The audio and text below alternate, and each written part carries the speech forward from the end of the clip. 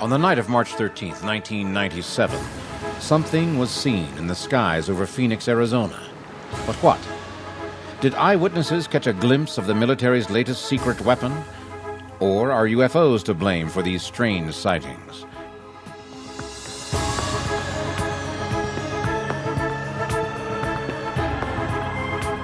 What was the huge V-shaped object looming above them and moving toward them swiftly and silently? Was it the Hale-Bopp comet everyone was talking about? Or was there something else, something much closer and far more frightening? Was this an alien spaceship? Or is the U.S. military somehow responsible for these unexplained sightings? Could this be the most dramatic UFO sighting in modern history? Did the government accidentally give the world a peek at its latest aeronautical wizardry? Trying to break through the veil of secrecy and obfuscation that has surrounded this event has proven to be a tough job, but it brings up a question that keeps recurring. Why is the government doing its best to keep you from finding out the truth about strange objects that seem to fill the skies? On the night of March 13th, 1997, a line of V-shaped lights that some witnesses claim were attached to an object of truly gigantic proportions invaded the skies over Phoenix, Arizona. From that day to this, the official explanation to hundreds of eyewitness accounts has been silence, ridicule, or good old-fashioned government stonewalling. Nevertheless, we'll attempt to illuminate the mystery behind this astonishing story in just a moment.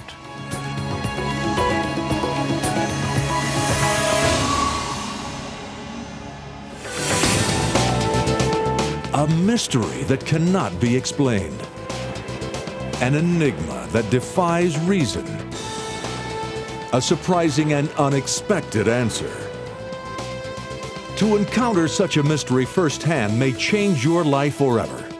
Face to face with the greatest riddles of the ages, the world's most profound mysteries reach out and touch your life in ways you've never imagined possible.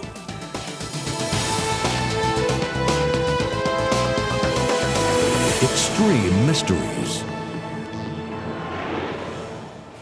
Arizona, the Grand Canyon state, is known the world over for its incredible desert scenery.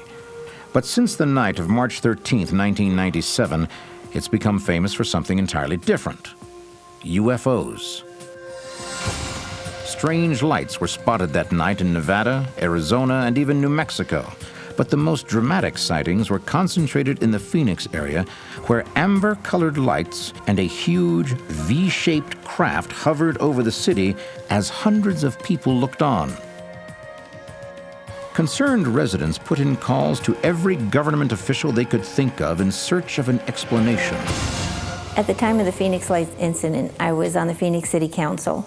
I had no idea anything unusual had taken place until I met a reporter who asked me what had happened and if anybody was investigating.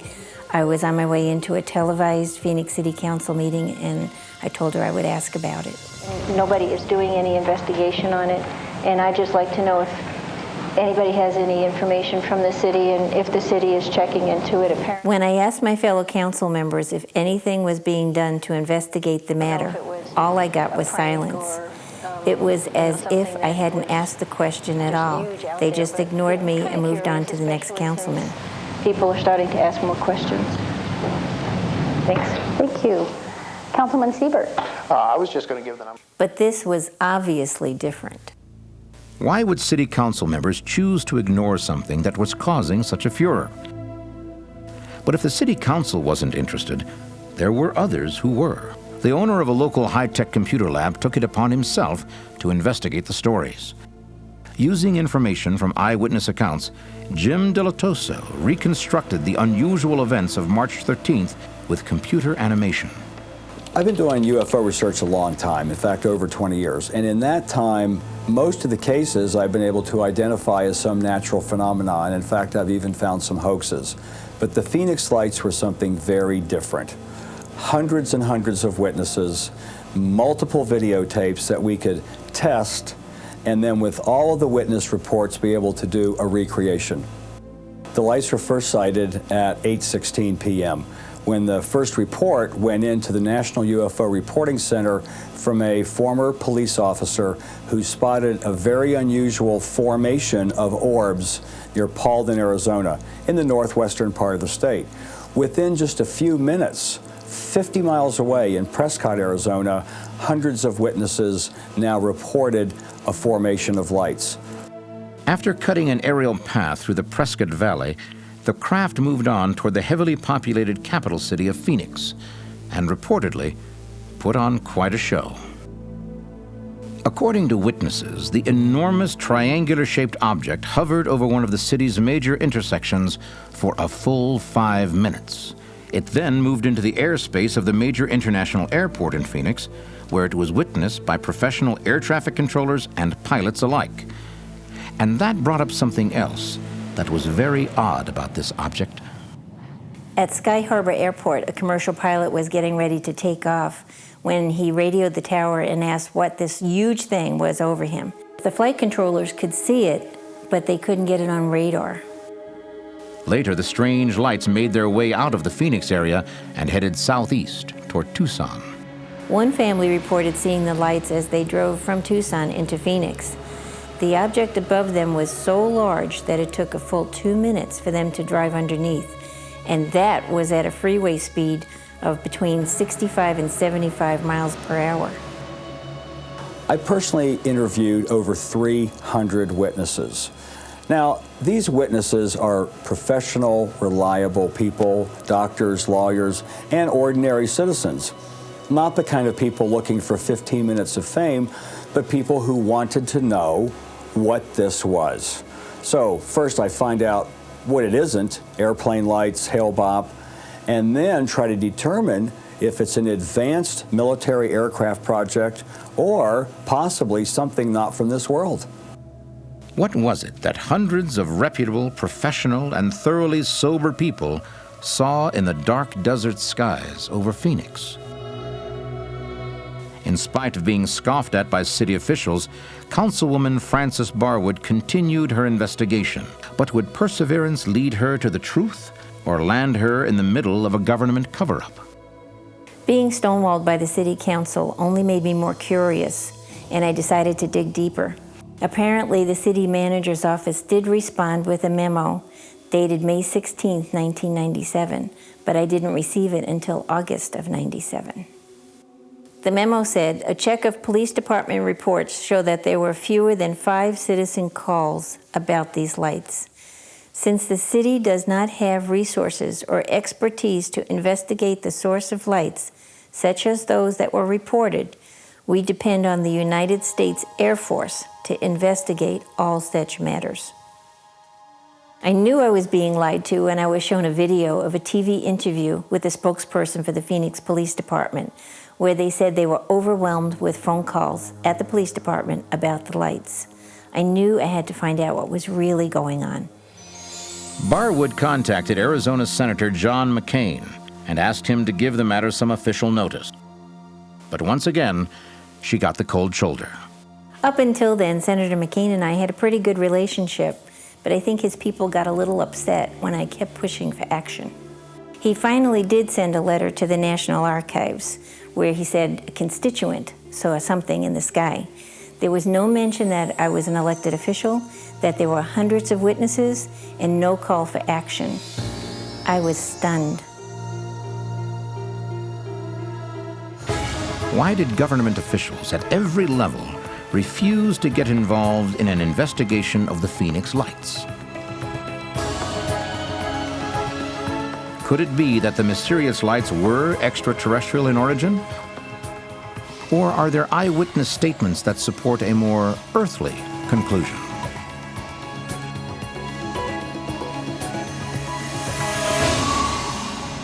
There were witnesses who did see planes in the sky over Phoenix on March 13th, 1997, maybe military, maybe not. In fact, there was one witness who said that he did see planes through his telescope. I don't doubt that people saw planes. They did see planes, probably the ones that were sent out from Luke Air Force Base to investigate the phenomena. We talked to witnesses who were close on the ground by the runway, who saw these jets scrambling, taking off, afterburners going, pursuing the orbs that were up above the Air Force Base. Is that the answer? Can the Phoenix lights be attributed to a group of military aircraft, possibly F-15s or F-16s, from the nearby Luke Air Force Base? We have a report that the U.S. military was placed on a defense condition alert that night, a DEFCON 3, in response possibly to the events over Phoenix. Based on the testimony of a key eyewitness, military jets were in the air that night. But some investigators say it wasn't just for a routine training mission. They were, in fact, out to intercept a huge UFO. Here at the National UFO Reporting Center in Seattle, we took dozens of calls that night about the strange lights over Phoenix. One of the later reports came from a gentleman who was a truck driver hauling a load of freight in the vicinity of Luke Air Force Base. The truck driver watched the lights for 20 minutes as he made his way towards the outskirts of Phoenix. When he stopped to make his drop-off, he could clearly see two orbs of light shaped like hot air balloons. They were only a couple of miles away from him near the runway at Luke Air Force Base. At that moment, he saw three jets take off on full afterburner. As they passed directly overhead, they banked sharply and appeared to fly directly towards one of the two objects in the night sky above Phoenix. The truck driver's report was verified by several witnesses. One woman that I spoke to, who lives right near the Air Force Base, said she saw 3 or 4 jets being scrambled that night, and she had never seen that before. Another witness saw a giant triangular-shaped object hovering near a small commuter airport in northwest Phoenix. He, too, saw military jets approaching the unidentified object. One of the jets flew up under the craft and had to veer away at the last moment to avoid a mid-air collision. One of the more dramatic calls we took that night was from a gentleman who identified himself as an airman at Luke Air Force Base who had actually been on the tarmac that night. He reported that one of the two pilots had been so badly shaken by the intercept that he had to be helped from his cockpit. Do these eyewitness accounts prove that there was UFO activity over Phoenix on the night of March 13th, 1997? We should point out that the military denies these reports. Officials at Luke Air Force Base have denied sending out any jets that night or even receiving calls about the mysterious lights. And yet phone records prove that the base was flooded with reports from concerned citizens. Is the military trying to hide the truth about the Phoenix lights? Or is it merely attempting to diffuse a situation that can be easily explained? Could something as benign as flares dropped from military aircraft account for the strange lights? Or is this yet another smokescreen? And if the whole thing can be so easily explained, why not just explain it? Obviously, there's more here than meets the eye. We'll see if we can discover what it is in just a moment. On March 13th, 1997, a flurry of UFO activity was reported in 3 western states, with the most significant sightings concentrated in and around the Phoenix, Arizona area. Despite the persistence of investigators, in the days following these strange events, personnel at Luke Air Force Base denied that there was any military aircraft in the area that night. But their story would soon change. On the evening of March 13th, 1997, about 10 o'clock, I was done watching TV and I went outside and I noticed an orange light on the Estrella Mountains further east than I've ever seen it before. I went inside the house, got my video camera, went out and I started to photograph the light. As I was doing so, it disappeared and it reappeared lower to the right. I trained my camera on that light, and as I was doing so, a light further to the right appeared, and from that light, a number of lights started to go on that formed an arc. Several months after the Phoenix Lights event, the military came up with its own explanation for what had happened. They suddenly discovered that they had had a training flight in the air that night over the Barry Goldwater Gunnery Range, located some 40 miles to the southwest of Phoenix. The military asserted that sometime during the evening of March 13th, a group of A-10 aircraft had taken off from Davis-Monthan Air Force Base in Tucson and headed towards Phoenix. As part of this exercise, military flares were launched by the aircraft. The flares are attached to parachutes and they burn very brightly. They are held aloft by the prevailing winds and by the parachutes. According to the military, these flares can be seen from up to 150 miles away. So what they want us to believe is that the flares were the cause of these unusual lights and not any kind of alien craft. Over the years, I have seen flares dropped, and I know what they look like. They're smaller, they're dimmer, and they drift. What I photographed were bright orange lights that held a position for 2.5 minutes and did not move. At first glance, the military's explanation seemed plausible.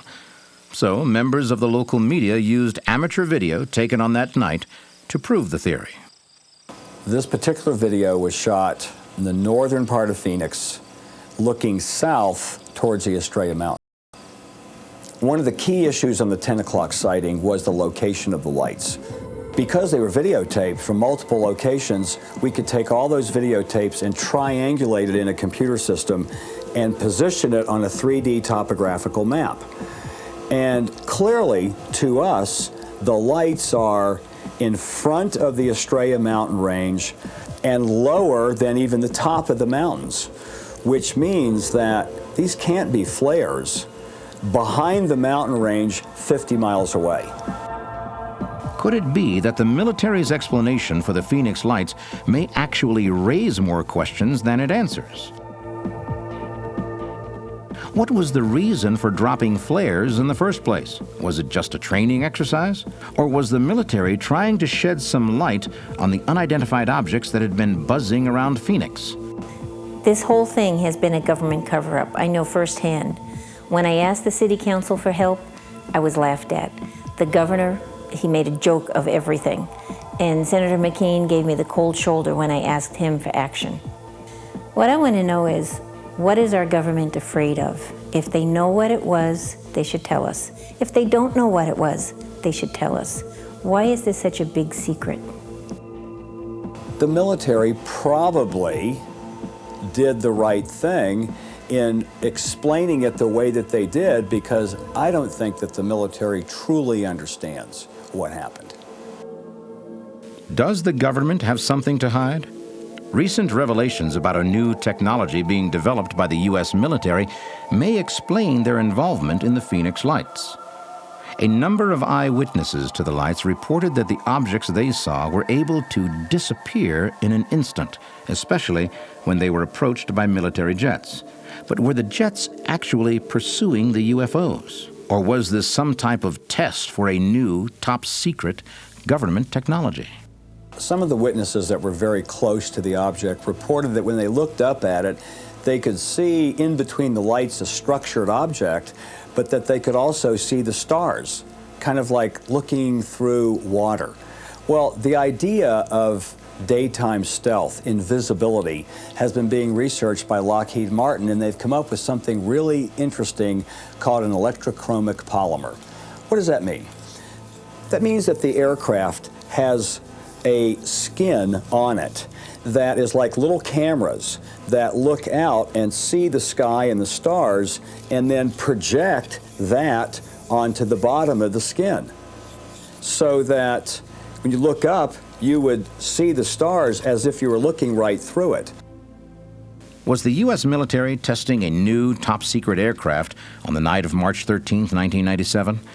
If so, daylight stealth technology would help explain how the object was able to disappear so easily, but it doesn't explain everything. If this was our military, with the precarious situation worldwide, why would our military be performing the same identical maneuvers in over 20 different countries, including Germany, China, Japan, UK, Belgium, even Israel, and St. Petersburg, Russia, 1 month before our mass sighting on March 13th, 1997? When my husband Tim and I first saw the lights, we thought it was a squadron of helicopters flying in formation. Then we noticed how rigid the lights really were. They seemed to be floating in the sky. But then we realized they were moving, and they were coming directly at us. We were talking about it. As we watched the lights approach, we said how difficult it would be to fly 5 separate objects in such a perfect pattern. As they got closer, we began to wonder if this was one huge object with 5 large lights, but I thought, that can't be. It was less than a mile away, and there was no sound. How could an object that huge fly without making any noise? When it was about a half mile away, we began to see the outline of what was an enormous craft. As it got closer, we could clearly see its dark shape as it moved across the background of the stars. It reminded me of a carpenter's square set at 60 degrees because the outline of it was so perfectly balanced with sharp edges, and the size of this thing was just mind-boggling. Its wingspan looked about 2 city blocks long, and it was so close that you couldn't see the whole thing at once. I had to turn my head to take it all in. As the object moved overhead towards Phoenix, it was heading in a straight line like a train on a rail. And my husband said to me, he said, whoever has this kind of technology has got to be in cahoots with God. Will we ever know the truth about what happened on that spring night? The unidentified lights may be gone, but they are not forgotten. Amateur video provides us with tantalizing proof that something occupied the Arizona skies that night. But one key piece of evidence is missing, a close-up of the huge V-shaped craft. Does such footage exist? And if so, where is it? A few weeks after the Phoenix Lights incident, a man named Richard Curtis called me at home to say that he had taken some amazing footage on professional equipment of this object, capturing actual structure. I asked Mr. Curtis to send a copy to me at my office so I could look at it. I planned to send it to Village Labs so that they could analyze it. We were asked to look at the Curtis video because we have sophisticated image processing equipment that we use to make scientific analysis of film and videotapes that we get with evidence about unexplained phenomena. Curtis intended to make a copy of the tape for Francis Barwood to review. What happened next is the stuff that Hollywood movies are made of. 2 men dressed in black suits, hats, and sunglasses came to Richard Curtis's door and asked him for the videotape. Mr. Curtis told me he was confused by this unexpected visit. He asked them if they were from my office, and they said yes, so he gave them the tape. But before they left, they asked Mr. Curtis if he had made any copies of his videotape. He told them he hadn't, and they said they'd be more than happy to do it for him. According to Mr. Curtis and 2 other witnesses, the men took the tape, got into a black sedan with dark-tinted windows, and left. Francis Barwood never saw the Curtis videotape because those men in black didn't work for her. In fact, no one knows who they worked for because they were never seen nor heard from again. Who were these men in black? Were they government employees sent to retrieve a piece of compelling evidence that proves the existence of UFOs? Or is this all a case of mistaken identity?